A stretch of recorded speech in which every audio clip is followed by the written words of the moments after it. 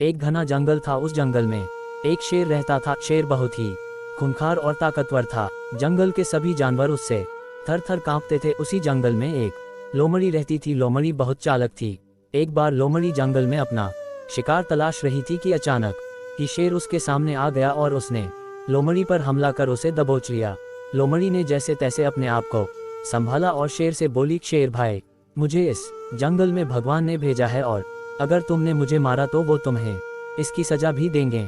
लोमड़ी की बात सुनकर शेर कुछ असमंजस में पड़ गया और लोमड़ी से बोला, मैं तुम्हारी बातों पर कैसे विश्वास कर लूं और भला तुम्हें भगवान ने यहाँ क्यों भेजा है।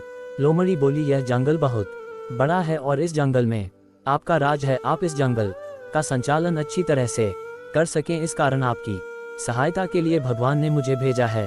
शेर बोला, हो सकता है तुम अपनी जान बचाने के लिए झूठ बोल रही हो। इस बात का क्या प्रमाण है कि तुम्हें भगवान ने ही भेजा है।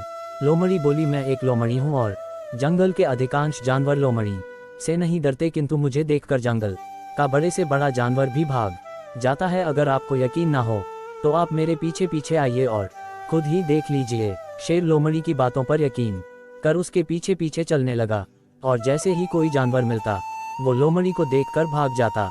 अब शेर को यकीन हो गया कि इस लोमड़ी को भगवान ने ही भेजा है। असल में हुआ ये कि लोमड़ी के पीछे शेर था। जंगल के जानवर शेर को देख कर भाग रहे थे, जबकि शेर समझ रहा था कि जानवर लोमड़ी को देखकर भाग रहे हैं।